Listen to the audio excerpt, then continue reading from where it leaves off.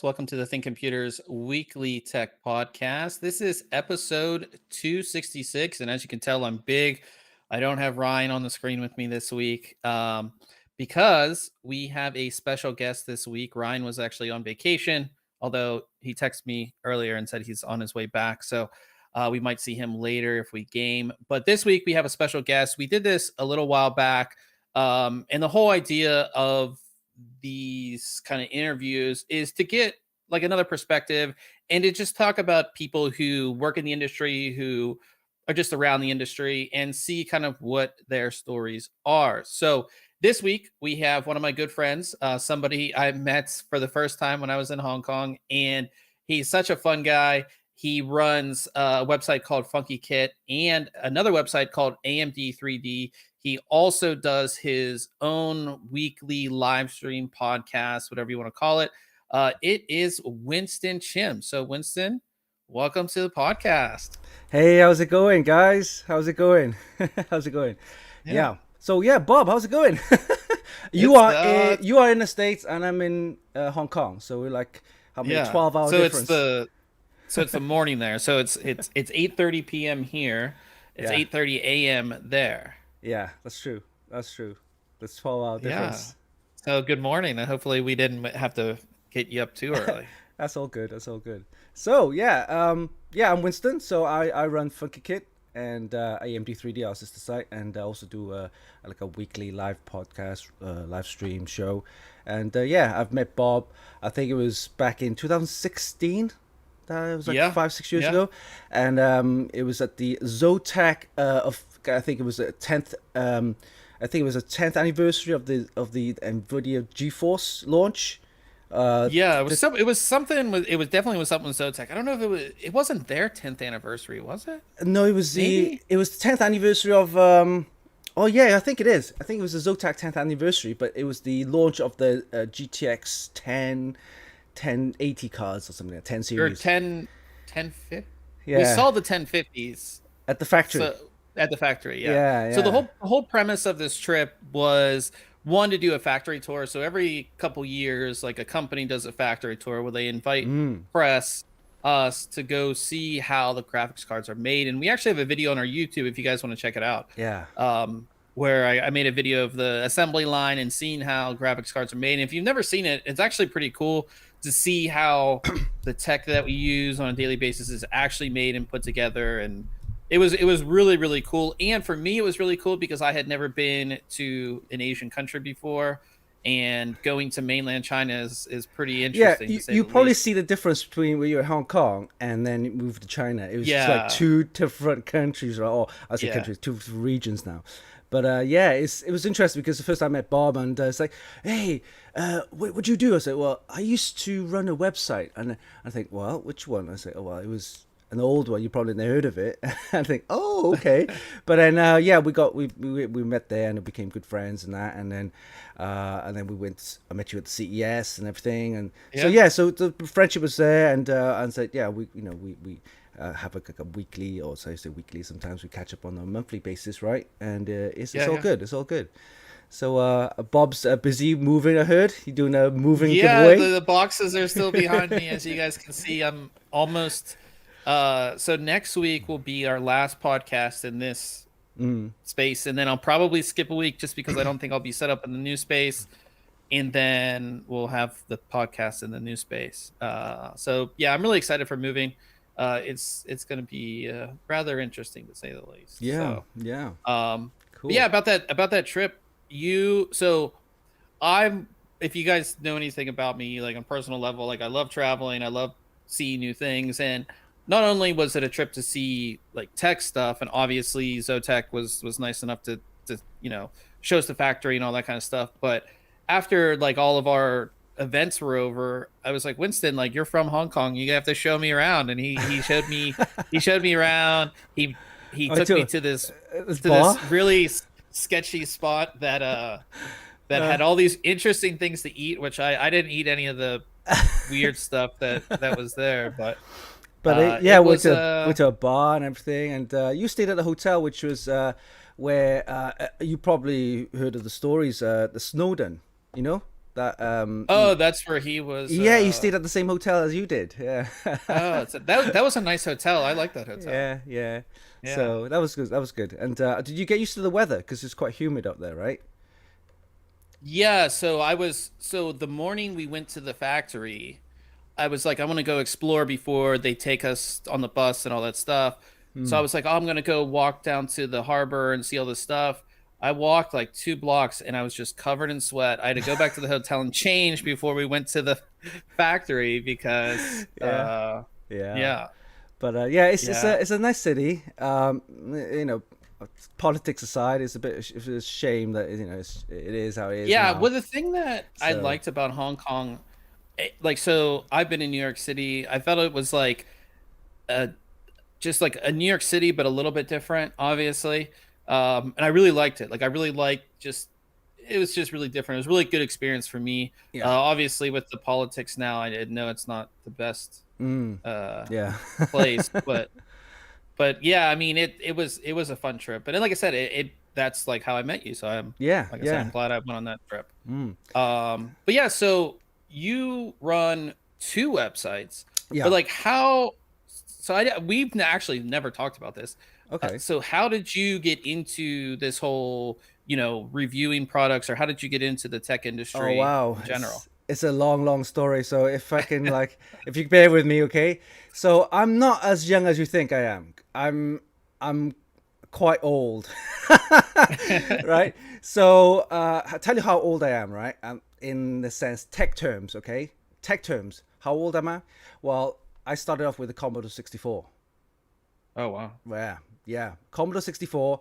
Then I moved on to the Amiga, and then all the consoles kicked in. Then SNES, and all that kind of stuff. So yeah, that's how got me, got myself into tech, and it was more gaming, consoles and modifying like certain old computers to get it running faster, right? So and then I got myself into the PC when the consoles started to die off a little bit. PCs kicked in with their voodoo cards and all that kind of stuff. I was like, wow, voodoo cards, man. And then I start tinkering with a bit of overclocking because at the time Intel was really expensive, and I thought, okay, well, I'm gonna get myself an AMD because that's cheaper. But then I can overclock an AMD and then run as fast as an Intel. I thought, what? Why not? I'm not gonna spend £400-500 for a chip, or 500 Yeah. $600 for a chip when I can get an AMD for like 150, 200, and then just overclock the thing. And I started playing around with that, and then I started working for NTL. It's basically a cable company, a local cable company back in the UK. And at the time, we were still on 56k modems, and I thought, okay, that's really slow, 56k. And I went to work for NTL, went into their, offices and stuff like that, and they had like cable speeds. I thought, whoa, 56k versus like 2 meg or 1 meg at the Yeah. time. It's like, wow. And then I was working around, I was doing the call center jobs, answering tech calls, and I was still doing my PCs at the time. And I was, because you get a time with like, we work with the graveyard shift, right? They call the graveyard shift. So 2 or 3 in the morning. So you're not going to get many calls. So I'm stuck there. So I'm searching around on the internet, and I got myself into coding a little bit with, server, Linux, that kind of stuff.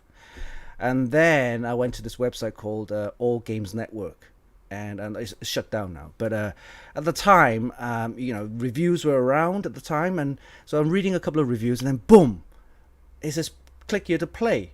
And I thought, what the hell's that? I clicked on that, and it was the first time I seen live video of someone. I won't say live, but it's a video playback of a video graphics card review, and I just got hooked. I just got hooked. I thought, okay, this is it. This is what I'm going to be doing. I'm going to be doing this. And then that's how I started AMD3D, because of course I'm an AMD fan. You can see all the AMD boxes there, right? So yeah, AMD3D, and that was doing okay for it was just basically a news website, a hobby site kind of thing, and I did a little bit of overclocking on that, and I started getting my brother opened a computer shop. So my brother opened a computer shop, my older brother, with his partner, and selling computer parts and building systems. At the time, modding wasn't even a thing. They were building PCs for business and offices and stuff like that. You know me, being younger and all that kind of stuff, and overclocking. So I said to my brother, "Hey, how about you get some of these components?" I thought, and he's looking at, what? A gaming graphics card for like $300? What the hell? Who's gonna buy that? and coolers for like $100, and thinking, nobody's gonna buy that. And I started, okay, just get some. I want to play with it. I says, well, you're paying for it. Okay, fine, I'll pay for it. So I started getting these things in, and I started messing around with that. And I think we were the only ones in, well, I'm from Cardiff, Wales, so it's part of the UK. And I built a water cooled system. I had to get all the parts from the US because they didn't build any of that kind of stuff in the UK. So a radiator, a pump is one of those fish pond pumps, basically, right? Yeah. And the water block I had to get from the States, and the tubing was basically the soft tubing and stuff like that. And I had to get clamps, those radiator clamps you get in the cars, that kind of stuff. So I had to use those to clamp all the tubing down and everything. And I built one of these things, and I thought, whoa, this is it, and I've just put it on the shelf for the window display of my brother's shop, and it just basically everybody said, what the hell is that? They all came into the shop and said, yeah, I want to be interested building this and that. So that kind of attracted a couple of manufacturers, because they thought, okay, this guy's doing some stuff here, and they were sending me boards to have a look, review, and things like that. That's how we got started, right? And then AMD3D was took off. And then, being young at the time, things started, life changes, that kind of stuff. And I took a break from the website for a bit, and I said, hey, I got my younger brother. My younger brother says, okay, let me try and do something with it. And then nothing really happened. So it was like, it kind of died off a little bit. And then at that time is when I moved to Hong Kong. And I went to Hong Kong for a bit. I need to explore myself, right? Because I want to travel and stuff like that. And after about a year of so-called traveling, I thought, okay, my fingers are itchy, I thought, I need to do something here. And then I ended up going back to the UK, and I thought, okay, where's AMD3D at? It was basically down the drain, little thing, it wasn't doing much. And I thought, okay, let's do something different, okay, because AMD3D was really, if you mention the name, is all AMD related, and I thought, okay, maybe that's not really encompassing with, enticing for people to come in, for other people, like, Intel users or whatever, or NVIDIA users. So I started CPU 3D, and that actually was more successful than AMD 3D, and that went on for about 3 years. It was pretty cool. We had loads of sponsors and stuff like that coming in. We were doing esports a little bit, and we were covering the live LAN parties at UK. So we was gaining a lot of traction, and in fact, I actually met more manufacturers and more friends, like Minky from Coolmaster, and then of course, Bob, others from the manufacturers of Thermaltake and stuff like that, and and Shannon and stuff like that. So yeah, it was good. And then to cut a long story short again, the website kind of died. Don't ask me how or why. It just did, and that literally killed like everything. And I was really I thought, okay, maybe it's not the right thing to do. I don't know, but so I took another year break. Okay. Yeah, it's long. It's a long story.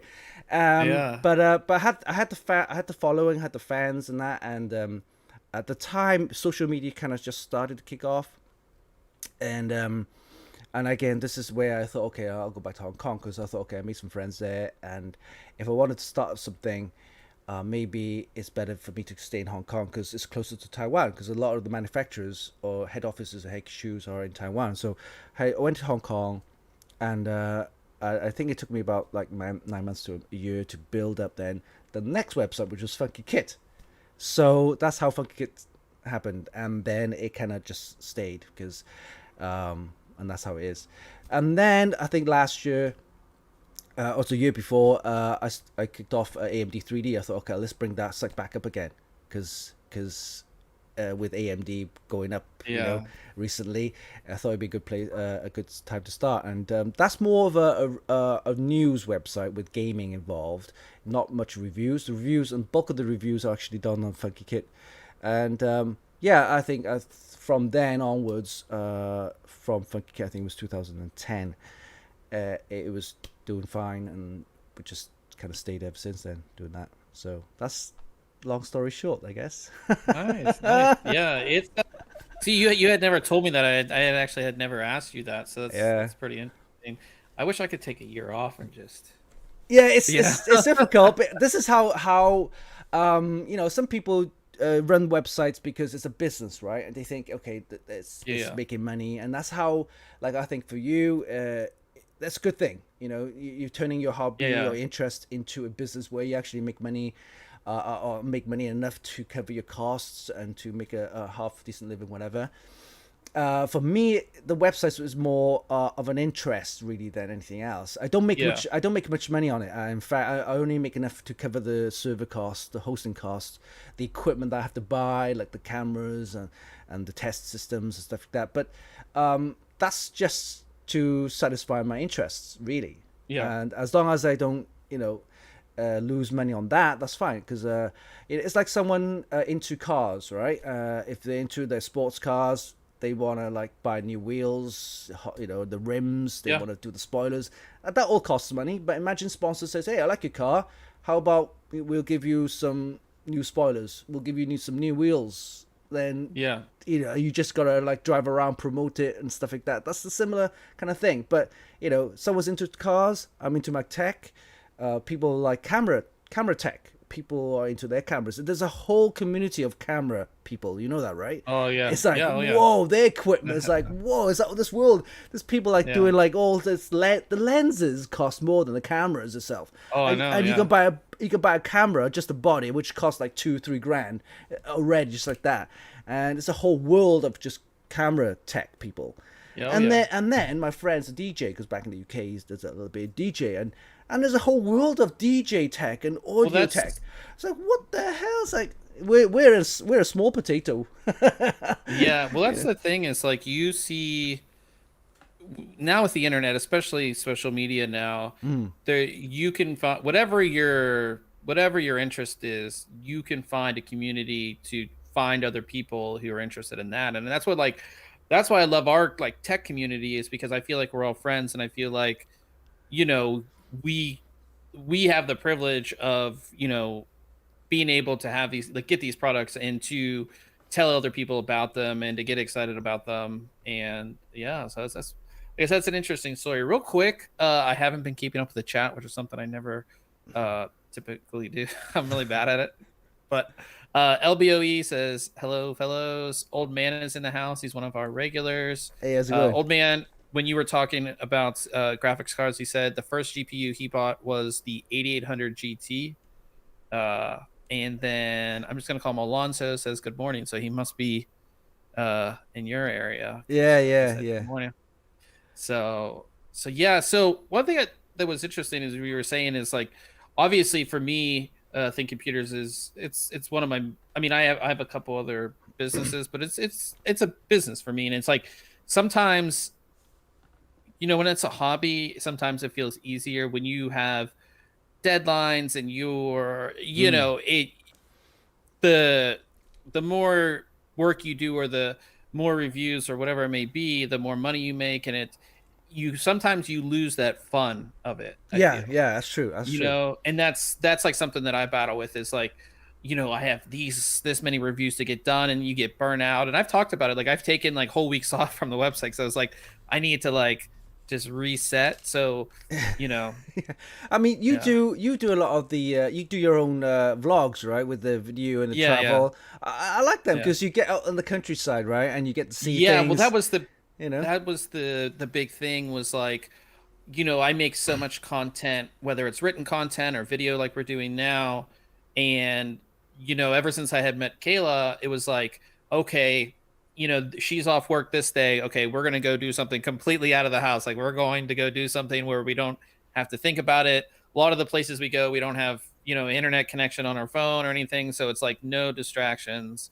Yeah. But yeah, I feel you need that. I feel like, Yeah. like for you, like the tech stuff might be like the escape from like, your normal job or the real world.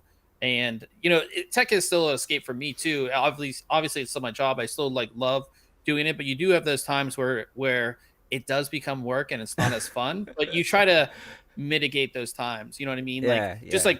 like we just had our, like launches are always a pain in the ass because you have a deadline. You only get the product a few days before that deadline. And Yeah. it's always, that I think it's for everybody. Everybody goes through that. But for the most part, it's always fun. And it's always good to, Yeah. Yeah. get to just be able to have the privilege to check out new tech. I love like Definitely. anytime I get something new, I'm like, wow, this is like so awesome. You know what I mean? So it's always good, good to have that feeling. I mean, So what's your favorite thing to test? Is it like boards, or you test so for or me, graphics cards, or what do you think is the best? I mean, do you like graphics cards, right? Because it's like, especially when once we moved out of 1080, like in the graphics card space, we got cards that could do 1440 at Yeah. like, over 60 FPS. Like to see the difference.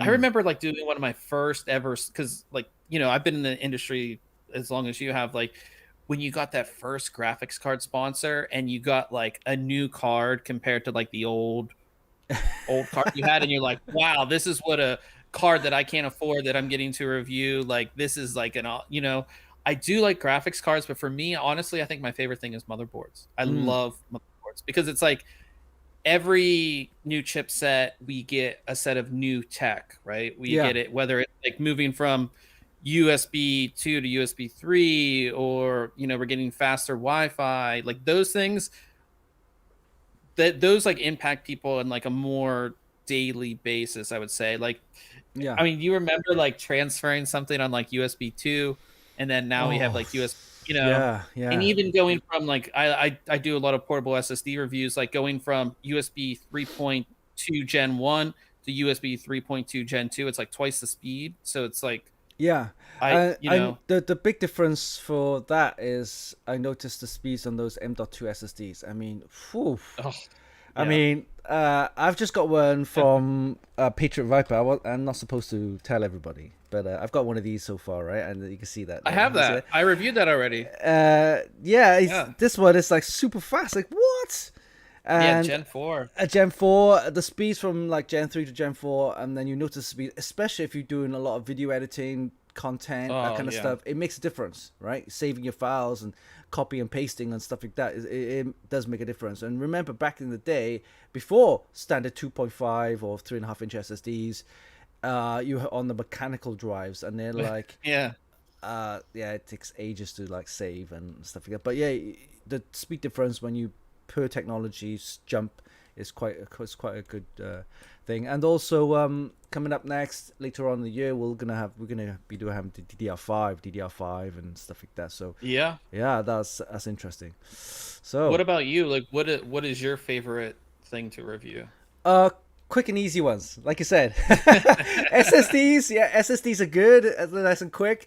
A graphics card, I just need maybe a day or two to run all the benchmarks and stuff. But Yeah. anything nice and quick, you know. If you're asking me to review a case, need to build it up and stuff like that, that takes some time. You know, I do like cases as well, especially like seeing, like say like you can see them behind me if you mm, can there, but the yeah, two fractal cases that I have here, like to see the them bring out a new case and how much they've changed it because I've reviewed the previous like three models, like to see that stuff in a case is to see like companies actually making changes for their users is like that's pretty awesome to see in yeah, a yeah, case. You know what I mean? yeah. Years ago, we used to see cases manufactured by those guys, and then they didn't really think about what the consumers want, right? They just build it. Oh, Yeah. it's the next new case that they have. They just, oh yeah, we've got all these new features, but without actually telling us or asking us what we want. But Yeah. now we're getting cases where all the stuff, that all the new features are actually what customers like you and me want. and Thermaltake's one of them. Edgentech, a few of those. They started making cases, especially for the modders and the people into water That's the cooling. big thing I think we've seen in like the past 5 years is like these cases that have water cooling built into them that are made for modders or made for water cooling specifically. That like in the past 5 years we've seen an explosion of that. Like Thermaltake's one of the big ones. I mean, they have a case that's basically the entire case is a distro plate. Yeah, I do like that one. But it's expensive, right? It's like, what? Yeah. How much? But it's I do like it. So yeah, I would say like I'm trying to think the worst thing to review. I mean, some things. So most products, I feel very confident in like my ability to review them, right?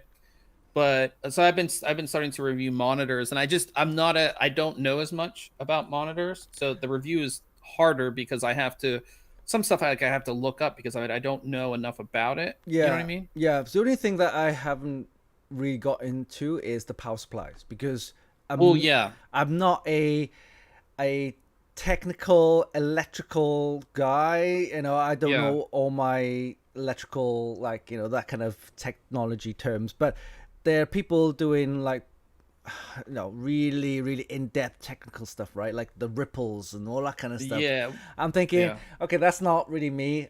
I just need to look at the ampage, right? The ampage, the if it's big enough and it's a single volt rail, that's it. That's good enough for me, yeah. right? And if it runs all my graphics cards, run all my fans and all that kind of stuff, if I can overclock on it, then that's fine. Yeah, we like when I started the site, we did power supply reviews and we would use I forget the program that we used to test them. And then as the website progressed and I felt that we need I didn't feel that our reviews were very in depth. I just started saying no, don't send me any more power supplies because we don't have a technically if you really want to test a power supply you need a load tester. Yeah, And the only way to get a load tester is spend like $10,000 on one or know somebody that has one that will give it to you, or like a power supply company getting rid of an old one. It's like it just was not worth it, and we didn't feel we were doing injustice to our readers by being like, okay, this is what this it just was. So power supplies we really don't do at all anymore. And I think the other easier ones to do are like the gaming headsets, the mice, the keyboards. I've seen some of your keyboard reviews; they're pretty cool. I like the ducky one. That's nice. Yeah. So those are quite easy to do because the product is you either use it, you wear it, and stuff like that. And that's what's great about keyboard and mice because it's like I get to game. I have to game to test it. So I get to play video games and test a mouse or a keyboard or something like that. So, but anybody who's in the chat, if you want to ask Winston some questions, we can obviously get to those as we go through. But we did want to talk about something because this obviously has a lot to do with you, and how you started your live stream. Basically, I mean, were you telling me you started it because of COVID? Yeah. So 2020 started around about February, March time. Yeah. So I thought, okay, that coincided with the launch of AMD3D. And so I started, okay, let's do that first, get the website done, and then just get some news running on that. And then the live stream started around, about just after that, around about March. And it was just basically me and my brother, because my brother runs the back end of the sites, the server end, the programming, the Linux stuff, and server stuff. So I was just me and him talking about tech stuff, and then I had a few other people, I think mostly just local friends. And then after that, I thought, okay, let's do a little bit more, see if we can get some guests in. And I thought, okay, let's try and get some old friends. One of them is Stephen Fung. He's a Canadian. You heard of him? Yeah. So he's moved on from tech to do camera stuff now. So he's into full-on video filming, broadcasting, and obviously he does a lot of still photos with his cameras. So I started getting him on, and a few of those, and those couple of shows were. I thought, hey, that was good content because it wasn't about PC stuff. It was camera tech. And then I started getting other people on, modders, because we got a modding group. It's on Facebook. It's the Extreme PC Modding Group. I think you're also a member, Bob. Yeah. Oh yeah. That's where we find. So we do our weekly feature or case mod Friday, and that's usually where I find them. Yeah, On your yeah, Facebook it's group. loads because it's a good community place, and it's like tons of people on there. You go if you got mods that you want to post to show off, then go there. If you want to get some ideas, also go there. And yeah, so that also kicked in, and we get some modders to join the show, and we talked because people think, what the hell's modding, or why do people mod? Or change their cases, or spend much money on having a case modded, and then we have people talking about how they got into modding and why they mod. It's an interesting story, and then we just did that, and then yeah, that became more popular, and I thought, okay, that's good, and then we started getting more manufacturers guests come in around about, I think, September October time last year. And then we had Thermaltake, we had Ragentech, we had EVGA, and a few others. And I think next month we're going to have Patriot Memory, Viper Gaming, talking about some of their stuff. And we're trying to get ASRock as well, because they're one of our main sponsors. So with ASRock, they haven't got a big, huge presence in the US, but in Asia, they're quite well known. So Yeah. so we're going to try and get more manufacturers on. With those are a little bit harder to do, not to arrange, as to say, because they need to speak about their products, right? They need to be like company correct, PC and all that kind of stuff, right?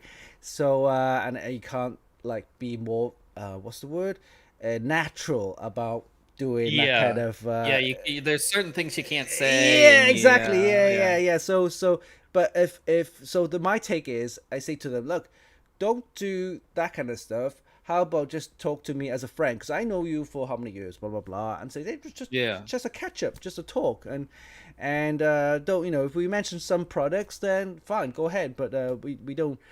I don't want to do this or turn this into like a proper professional interview. That's I always feel it's better if you just talk you just. It's more of a that's chat. how I feel like a review is. So I always tell. So like Ryan, for instance, when he's been doing some videos, he actually put a video up on his water cooling build, and I always tell him, when you talk to the camera, just talk like you're talking to like your friend. It's more natural that way, instead of trying to read a script. Like when I do my YouTube videos, I really never read a script. I have like notes, but I just kind of just go because I feel it's more natural. Yeah. So we do that, and I think so far the stream's been doing well, and that's, if you want to catch more streams and that, just go to FunkyKit.com on the website. You could also do twitch.tv/FunkyKit as well as YouTube. So yeah, so it's all there. Yeah, and that's another thing. So with you, obviously started this like you said, when kind of coincided with COVID. Like, has that changed anything on your end, like in your part of the world, as far as like obviously events, because we only usually get to see each other like at CES, which obviously didn't happen this year. What has anything else changed, and or has it changed like anything with the website? Like for me, I feel that we're getting a lot more people interested in PC building because everybody is working from home, and instead of just getting a Dell or whatever, like they want to build their own PC. I've had friends that are like not computer people at all. They built their own water cooled system, which is something that I haven't even done, and they built their own keyboard. Like they got a custom keyboard. Like they did all that. I'm like, dude, what? Like that's how I feel like COVID has changed that whole aspect. Like there's so many more people into PCs, and they probably got a lot of time on their hands, right? So they can actually study a little bit more, investigate a little bit more. That's that's what you need to do if you're going to build a water cooled system. You need to like investigate, you need to study it, you need to plan it. Planning is a big part, because if you're doing that kind of stuff, then you need to make sure you got all the correct parts, all the correct fittings, and that kind of stuff. So that takes time to plan. And I mean, people are starting to think, okay, PCs are, when you go to work back in the office, it's just a desktop or a laptop, and there's nothing special about it. You got it's probably an Intel in there, and standard black and white, black keyboard and standard mouse, nothing RGB, and there's no lights on it. But when you're buying a system at home, you're gonna make it look a little bit nice, right? You want, people say, "Oh, RGB sucks," but hey, RGB is how you want to make it, And I have RGB all over the place. I like it because I like looking at the case. Well, hey, this is what I built, Yeah. And it's like having tech at home when you got your TV or 65-inch TVs and stuff like that, right? If it's just a TV, that's just a TV. But if you started buying a TV with like, you get 120 hertz now, right? And you get like Yeah. AMD FreeSync built in, or AMD NVIDIA G-Sync built in, and these TVs are good enough for gaming. And then you get like all that kind of stuff. So yeah, I mean, PCs are not just your boring work stuff, right? You can build your own, and then especially with performance increase, you can do a lot of video editing and that kind of stuff, and streaming. I think streaming is another big thing that really got them watching streams, and then some people doing their own live streams. So yeah, definitely a big uptick in that kind of stuff. And but streaming is the other thing we're talking about. I think, as you know, I'm doing a lot of live streams now, or every Sunday on the show, and then you're doing your weekly podcast. So you see more and more people joining and watching these streams. YouTube is still good, but you remember, with YouTube videos, they need to be filmed, which takes maybe like 20 minutes to film something, right? But when you're trying to edit this thing, right, it's going to take about half an hour to an hour, even more. And then you gotta like post it, and you gotta do that like literally. If you're a full-on YouTuber, you're posting your videos literally every day or every 2 days. There's a lot of time spent on editing. That's fine if you want to like have nice videos and stuff like that. I mean, I still do that, yes, but I think live streams are quicker, easier, and you have more interaction with your viewers. Yeah, that's the thing I like about this. Talking about interaction, old man asked in the chat, is the GPU shortage as bad in Hong Kong? Oh yeah, definitely. I went to a local store and I asked, "Hey, can I get what's the price on the 3060, right? RTX 3060." I say, "Well, it's 7,000 Hong Kong dollars, which is literally 800 US." Yeah. I think, what the hell? And wait. You can't buy it on its own. You need to buy a whole system with it. Yeah, I think.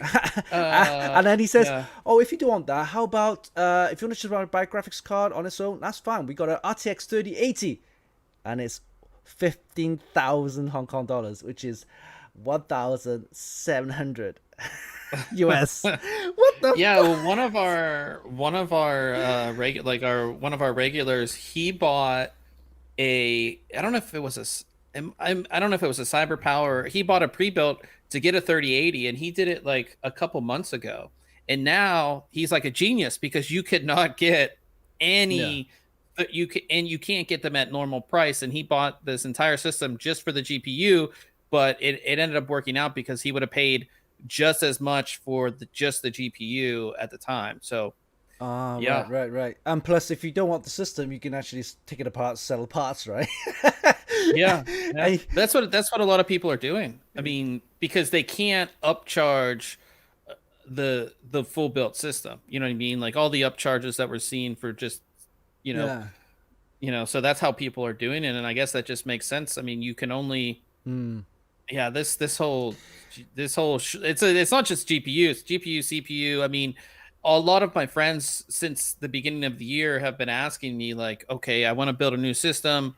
What should I get? And I was like, this is literally the most horrible time to try to build a new PC, because you can't get, the CPUs you want are the Ryzen 5000 series. You can't get those. You can't get any GPU, any recent GPU.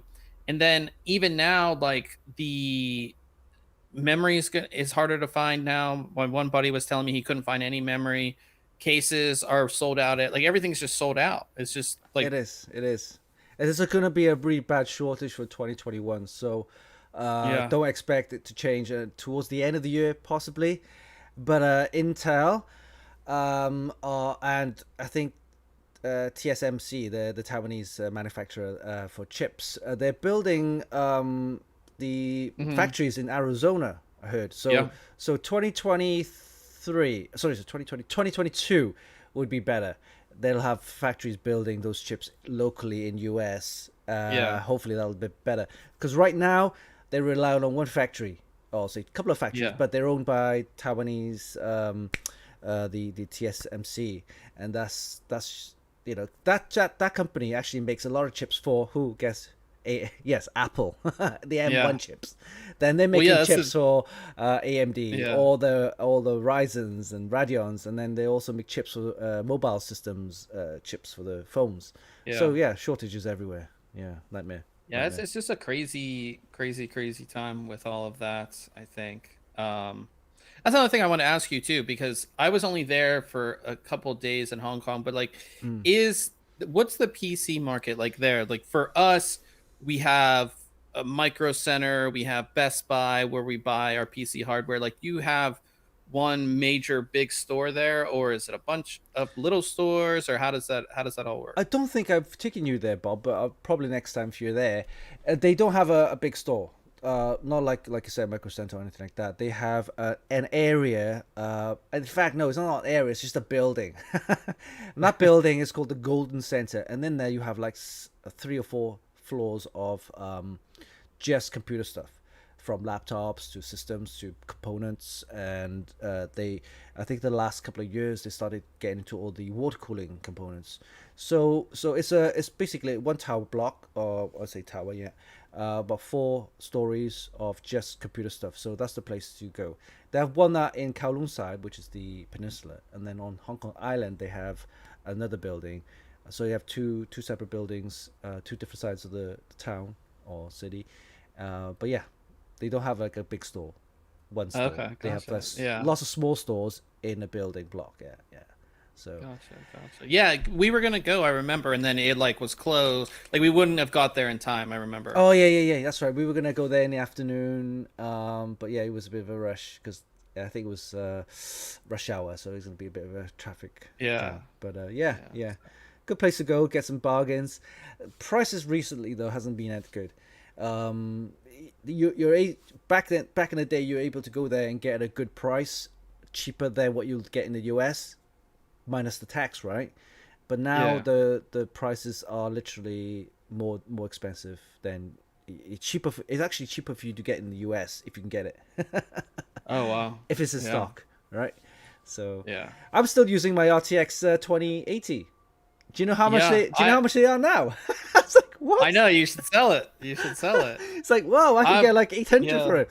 Wow. Yeah, I'm lucky enough to have a 3090 in my main system, and then I have a 3080, and I have I have 30. I don't have a 3070, but I have a 3060. Like, I'm lucky enough to have some of that stuff. And like, again, to see the increase in performance over the previous generation, and when they were released, the prices were really good compared to the previous generation too, which was Yeah, uh I don't have an RTX 30 series. Maybe someone can donate one. Hey, any sponsors out there? Give me one. yeah. Yeah, I mean, yeah, that's one of the, I feel like that's one of the hardest things to get on is, I mean, we for years, I would buy GPUs to review, and it just takes time to get some sponsors lined up for that type of stuff. It's I do have that's a, I do have manufacturers and sponsors for that kind of stuff, but because what they call seeding. If you guys don't know, seeding is the process where you're in the a list of reviewers or whatever, and manufacturers usually have certain amount of cards for each region. For example, to say in the States, they might have 10 pieces of this card, and they yeah. then seed it out to those websites or those testers and stuff like that. Once those 10 cards are out, that's it, no more. Yeah. And then that's just say 10 cards for the US. It could be 10 cards for the whole of Europe. So a lot of the reviewers will need to pass those cards around to different reviewing sites. That's one way of doing it. And the other way is if you have a good relationship with those manufacturers and you do a lot of work for them and vice versa, then they are able to apply for cards that they can keep for actually further testing plus for builds. So if, for example, for me, I also do reviews, I also do builds. So twice a year I do a system build for like just sponsored builds. Like this one here is from Antec. So, so a lot of the components we repurpose them or reuse them to build systems for videos, for Yeah. shows and things like that. And if they're willing to do that, then they can give you that card. But yeah, usually the limited number of cards for seeding. Once it's covered or sent out, that's it, no more. So I'm one of those unlucky ones, which have Like I never said, been able to get seeded a card. But it's hard, believe me, man. yeah, yeah, It's not I mean, we for years we never got seeded certain cards, and yeah. it's one of those things. It's yeah, it's I mean, with anything, like with any company, you try to get in with the company, and that's why you go to CES to meet with them face to face so they know you. And Yeah, yeah, yeah, definitely, yeah. that's one of the more difficult things for sure. So um one question I wanted to ask you is what's one of the hardest parts about running a tech site? Like what do you think is the Uh, hardest thing? the I think the hardest part is finding I think finding good content. Reviews is all reviews, yes, but how about like a little editorial? Your Mm, thoughts on certain things like up and coming technologies, or something bad about a product, or maybe your thoughts on what's gonna happen. Like editorials, basically your thoughts or your opinions. And I don't have enough really time to sit down to write something uh, yeah. good about it. So it's just like you probably do it as well as I do, as a few other reviewers. It's like you're just gonna pump reviews out, right? That's the only time that you have, and then Yeah. balancing that with doing your YouTube videos and then streaming and then Yeah. doing, like they said, you started doing prize giveaways, and that all takes time, all these small bits, and they all add up. And people think, oh, just running a website, oh, it's the coolest job in the world, but then you got to provide the content, you got to interact with your users and your viewers, and it's just balance. It's all about work Yeah. balance and content balance and stuff like that. I mean, if you're just doing reviews and nothing else, then you're missing out on the rest of the stuff. Um, and if you'll see that in certain sites or certain the content people that provide content. If you're a YouTuber and that's what you do, then you're missing out on the live stuff, right? The shows or the Yeah. podcasts. And then the websites. Some of the YouTubers don't even have websites. They rely 100% on, or most of Yeah. it, on YouTube. And what happens if you get strikes on YouTube, or I've or seen or spat people do or that. yeah, Yeah. or sponsors dropping because of certain things, whatever. If you rely on that on too much, then you're gonna get stuck. And so we don't rely on heavily on any platform, but just kind of spread them out, kind of have a balance, and see how that goes. Because it's all about balance. Sometimes I think, okay, I haven't done a YouTube video for like 3 weeks now, so I'm thinking, shit, Yeah. I think I need to do something here. But Yeah. yeah, but if your streams are doing well, then yes, I understand. You need to focus a little bit on that. Or if you need to do more on reviews, then you need to spend some time on that. So yeah, it's all about balance. I think I sometimes find a little bit of difficulty trying to balance the content, but that's probably the hardest Yeah, part. I feel like that's kind of like the same thing, and I think that yeah, just like you said, there's so many times where you see maybe like a big YouTuber or whatever, and then something happens with YouTube, and then they just complain on, and then you're like, well, if you had a website, you wouldn't have this issue, Yeah, right? because You wouldn't. their main source of income is through the ads or through Yeah, Google and stuff like that. And Google's getting stricter and stricter. If you noticed, I've noticed yeah, that, yeah, especially with big tech now, and they're starting having all these what you call them, those congressional hearings and stuff like that. So yeah, and so yeah, so with privacy, content, that kind of stuff. So they're getting stricter and stricter, and if you're relying on someone else's platform, then you have to abide by their rules, right? So, yeah. and the platform's free. Come on, I mean, Yeah, well, that's the thing that I always say is that like we have our YouTube, we have Twitch, we have we have our Facebook community, we have the website, we have our podcast. Like you can, on a business side of things, you can Mm. leverage all of that. So say a company is, we want a sponsorship, we want to pay money to have our ad or a pre-roll in a video, you know, somebody who's only has one thing, even if it's like their website, they can only offer that company, you know, like ad space on the website, or if they're a YouTuber, they can only offer them an ad on the video. Whereas we can put together a package that leverages everything and get the company more exposure through That's true. everything, not That's just true. one thing. And that's kind of why I like, just like how you said, like that is one of the toughest things is managing everything, because if I, like you said, like I sometimes it's like 2 3 weeks I haven't actually made a YouTube video. I have all these reviews to do and everything like that, but I do like the idea of having a lot of different mediums to put things out. Yeah, We're not yeah. just on one medium. That's true. That's true. It's So again, it's getting those content out and satisfy you viewers. yeah, yeah, so we talking about that, one, we have From I can't say their Brazil. name. Yeah, from Brazil. So hi from Rio de Janeiro. And then Old Man said, talking about content, he said, I've I've seen more interest in videos on older GPUs. I think miners aren't really interested in them. They have good for emulation. Yeah, I think I've seen a lot of YouTubers make videos on like older tech or stuff that was like really big at the time, and now they're kind of resurrecting it. And they're, yeah, it's finding Mm. interesting. Like we just did the water cooling build with Ryan, like doing different things that aren't specifically reviews. I think sometimes it goes really well, sometimes nobody's interested. It's kind of like you just gotta, put it out there and see if it works out.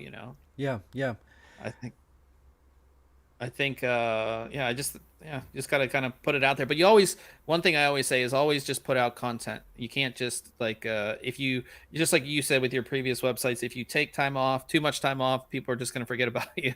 yeah, you yeah. know Because when we did AMD3D back in the day, the content was just basically reviews. We didn't have anything else really back in the yeah, day, and it was early 2000, I think, or late 90s.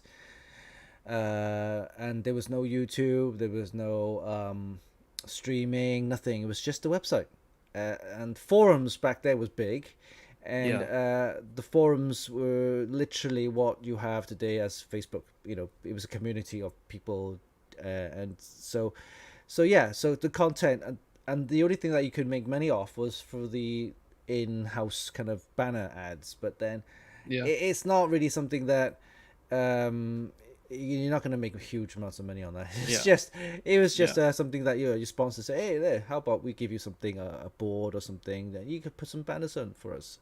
So it wasn't, you weren't actually making any money, but the content is what it is, and it was just reviews. I think kind of mid to 2004 5. That's when YouTube started kicking, and people started making content videos. But yeah, but today it's all about everything from yeah, live, like what we're doing right now, to YouTube videos, to written reviews, to doing like hosting competitions, events, and prize giveaways. In fact, one of the things I wanted to do was to do well, not can't do it now in Hong Kong, but I'll probably do it somewhere else where we hire a warehouse for the day, right? And we could do like a showcase of all the mods that I've built or some other people's built, and we do like yeah, a little show. People come in and see all the modded PCs and things like that, and then we could have like sponsors having their product showcased at in the warehouse or this event thing. And this, I think this is where what we could do gradually as we move along, is that we could do like, we can host our own events. We can do it, yeah, host our events virtually, because going to CES is expensive. Going to yeah, Computex is also expensive. You travel, hotels and stuff like that. We did a live show with Mike from Thermaltake, and he did like a live showcase. Of course, he has his own streaming setup, But Yeah. he had two separate cameras. One was focusing on the product, one was on his face and everything. So you switch between different scenes, product to him, and so on. And literally, he was talking about his product. So in the future, or I say future, we could see people like us and manufacturers doing live product reviews or showcases virtually online. Yeah. And in fact, like you have two screens right now, right? Me and you, Bob, me and you, Yeah. right? And the third person could be the manufacturer, right? And Yeah. we could be doing live, 2, 3 guys asking questions about the product. He'll be showcasing the product live, and it'll be a virtually live show, Yeah. event. Yeah. So that's what And I I can think see. too, we're coming to the point where I think obviously COVID helped that out a lot because a lot of people, because of it, are using like Zoom for the first time, or they're using, GoToMeeting or whatever. Now they're used to this. They're used to talking to somebody on the screen now and Yeah. being engaged with somebody on the screen. So, I think a lot of I don't think you're ever going to replace something like CES or Computex because they're so big, and a lot of the business gets done not on the show floor. It gets done after at Yeah. parties and It's still, and you need that face-to-face yeah, interaction. yeah, You need to meet the guys. They need to see who you are and stuff like that. That's yeah, all gonna be still there, yes. But for the guys, for example, if you're not gonna move on forward, taking this technology in mind, like I said, a lot of YouTubers, for example, they probably don't even know how to do live streams. They probably yeah, don't even know how to interact live with viewers like us right now. They're probably just doing, oh, let's film this. I gotta edit, and then edit, squeeze it all together. Oh, that looks good. Then upload it. But yeah, live is live. You could say something. You say you could be a mistake. You could say something wrong, yeah. or you could say something that is not correct. But then that's probably because it's live, and you say, oh shit, Well, yeah, the thing that's nice about it is like for a lot of the products I review, I'll make a video on and I'll put it up on YouTube. But then when we do the live stream each week, I'll hold the product up in front and be like, this is the product, whatever. And it's what's nice is that if there's something that I missed in the video that I made, somebody can ask the question and I can go over it and show them on the specific product right yeah, there in real yeah. time, which is kind of nice. Um, But yeah, so yeah, streaming is definitely a big, well, it is a big thing now, but it's going to even be bigger moving forward. And if this is the correct time, or even we're already in it right now, is to do the live yeah, streams. And this is it. If you're in it already and you have the shows, the podcasts that you're doing, I think it's the right step. It's the step yeah, forward, and keep it going. I'm gonna keep going yeah, no matter what I do, because live stream for me, I think is where it is at right now. YouTube, yeah, it's still gonna be there, but people won't. I think live is a lot more fun, more interactive. And yeah. I think it yeah, is too. Just like the people that are our regulars, like Old Man in the chat, like he's one of our regulars. We have a bunch of regulars that are here every week, and it's like we get to interact with them and see what they're up to. And I like the interaction. And it's all in real time because you can have somebody comment on a video or comment on a review, but like you don't. There's no real interaction. Like you can reply to them, but it's not real time, and it's not like you can speak to that person. You're typing to. It's just a little different, yeah, you yeah. know. So, um, so before we let you go, you and I get to take a look at a lot of tech. Is there something that you're looking forward to later this year into next year? Like, what's the next big thing that you're going to get excited about? Well, I've never been really excited about Intel processors, right? Because for me, they're just this. Do you know how old 14 nanometer tech is? Yeah, we're on plus plus plus plus plus. I think 14 nanometer, I'm telling you, it's like 6, 7 years ago, and they're still Yeah, using it. Okay, fine, it's a mature tech, it's still working, but people are moving on to 5 nanometer. I mean, come on. I mean, yeah, Apple, the M1 chip, I know it's not designed for PC use, but they're on like 5. Well done to Apple, man, because I never even thought they would have done a 5 nanometer chip. yeah. I would have thought AMD would have done it, but no, Apple did it, man. And that's TSMC, the Taiwanese manufacturer that did the M1 chips. But yeah, Intel, come on, you need to up your game. Apparently they have. So towards the end of the year, I heard that they're going to be producing 7 nanometer chips, and it's going to be, I think, the 12th gen possibly, and that coincide with DDR5. Now that would be interesting. So that I'm quite excited about that one. I'm not excited about the 11th gen just recently. That's just Yeah, I have those chips coming here. I'll be getting them early next week. It's the thing that's interesting about the 11th gen, which I don't want to go into a whole thing on 11th gen, but it's the first time that we've gone down in in cores, because the i9 10900K is 10 cores, 10 cores. but the i9 11900K is eight cores. What about But the thing that I always what about the i7? What about the i7? Is that I think it's 8 core as well. Yeah. That just doesn't make sense, right? But the thing that I always say about Intel, and I do give them some credit, I think that this whole transition out of 14 nanometer has killed them, and it allowed AMD to come in and do what they've been doing. But the fact that they're at least with the 11th series, and they're still competitive at 14 nanometer.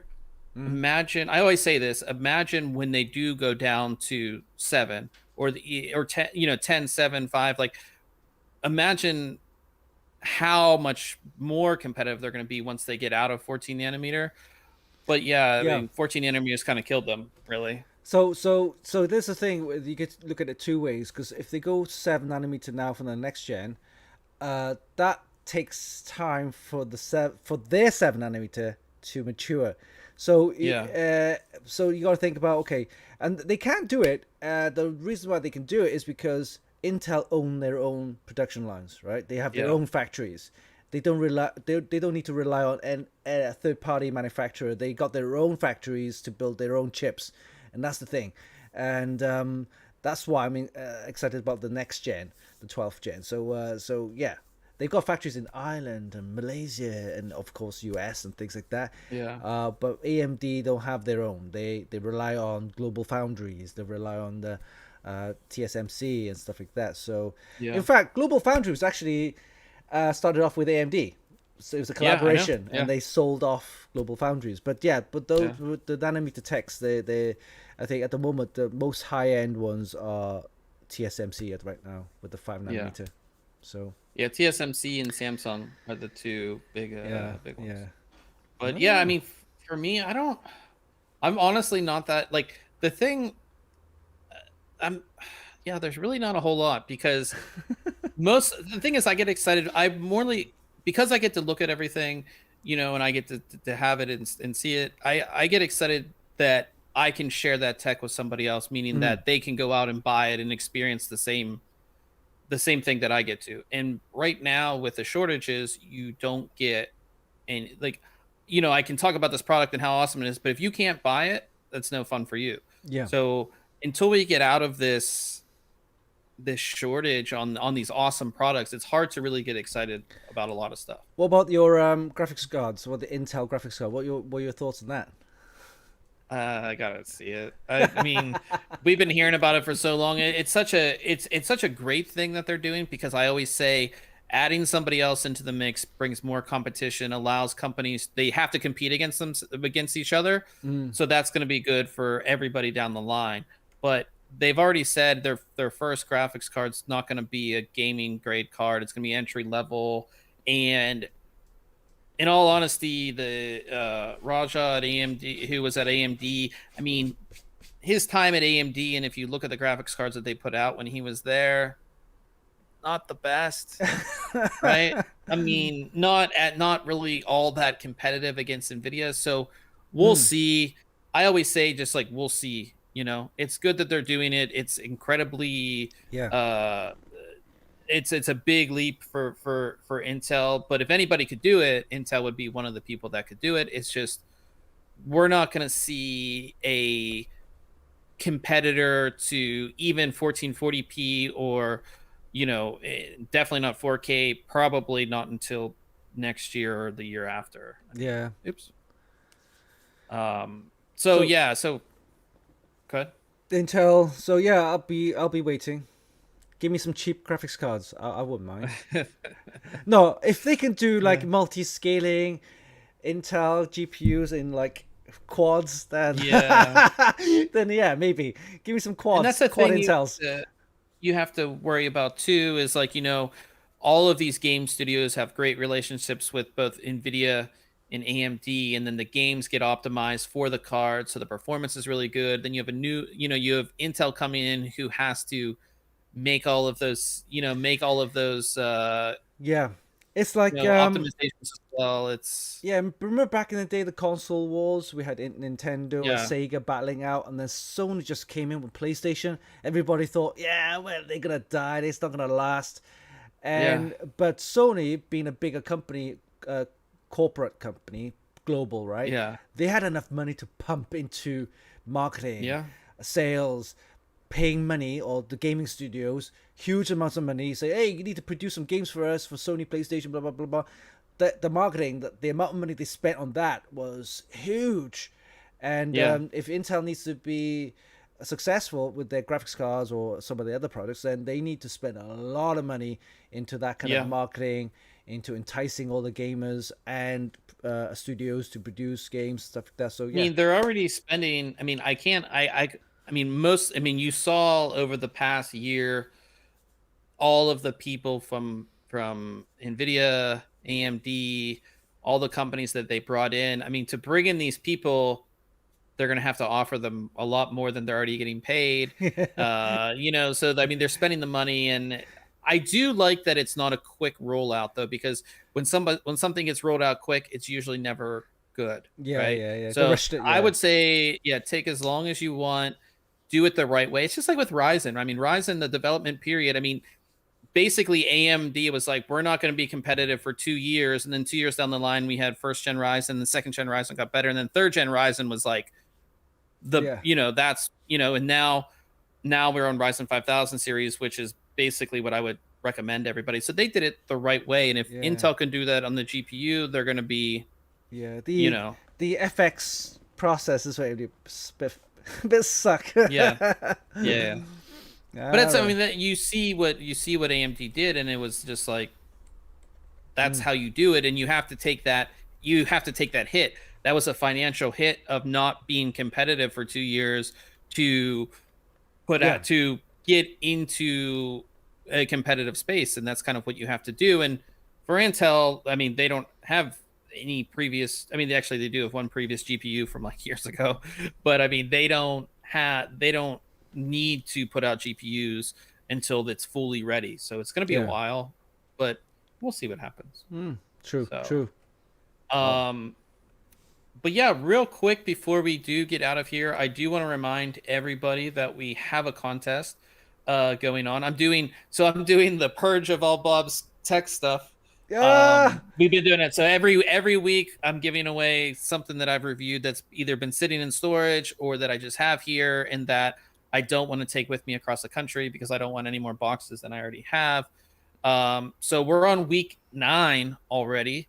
And this week we have the MSI B450i Gaming Plus AC motherboard. This is a mini ITX board, B450, which means that it will support both Ryzen 3000 series, and if you update the BIOS, I could update the BIOS, but it will support Ryzen 5000 series chips as well. Perfect little board to do just a cool ITX build or even a home theater PC build. And yeah, I'm sure a lot of you guys know it's just really easy to do, really easy to enter. We do it all on Gleam, just super easy. So definitely get your entry in. And these only last for a week. These are week long contests. That's it. So get your entry in on that for sure. So, and then Winston, you do giveaways on your stream, right? yeah, yeah. We do. Yeah, so we got a monthly one that is a premium price because it's one of these big, expensive boards, I guess, for our Twitch subscribers because they're paying the subscription fee to Twitch. So yeah, we want to offer that to Twitch subscribers only, and then on a weekly basis, we got like the merchandise, right? The FunkyKit t-shirts, the baseball caps, and that kind of stuff. And occasionally we might have like little things like pieces of RAM or USBs and things like that, and giveaways like the freebies from manufacturers, and yeah, so we give those away in a weekly basis. Sometimes then we have sponsored products like boards, like we did do the boards and stuff like that we could give away. But yeah, that's all on the show as well. So yeah, go ahead and check it out. Shinny's in the chat. I believe we'll be doing some gaming. He's one of the people we play games with each week. He said there's a lot of boxes. I will be moving very, very soon. So, well, Winston, I appreciate you coming on and telling us all about both your websites as well as everything that you're kind of doing. Thank you. Yeah, so we can catch you FunkyKit.com. Yep, FunkyKit.com is the website. AMD3D is the AMD related news, reviews, and kind of stuff. And then you got Twitch channel, twitch.tv/FunkyKit. You also youtube.com/FunkyKit. That's where the YouTube videos are. We're also on Twitter, Facebook, of course, and Instagram. So yeah, all the socials we're covered. Nice. Well, definitely check him over on all of those things, and check out your Facebook group. What is it called? Extreme Modding? PC modding. Yeah. That is like, when I say that's an awesome group, literally there's so many people in there, and everybody's talking tech, they're talking modding, they're showing off their builds. Like half of the builds that we get for Case Mod Friday come from there.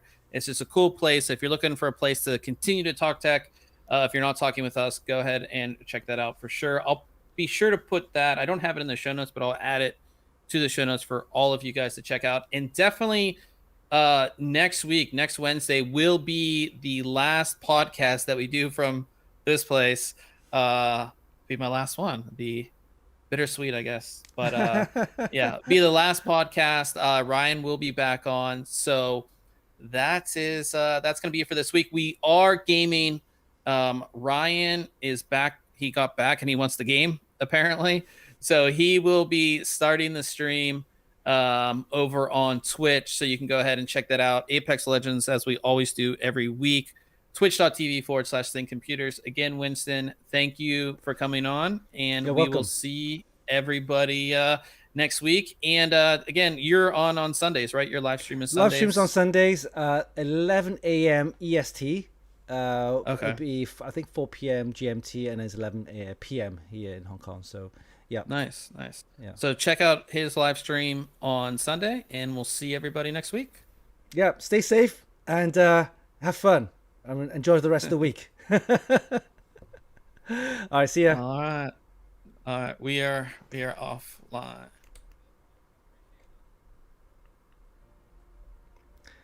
Okay. Cool.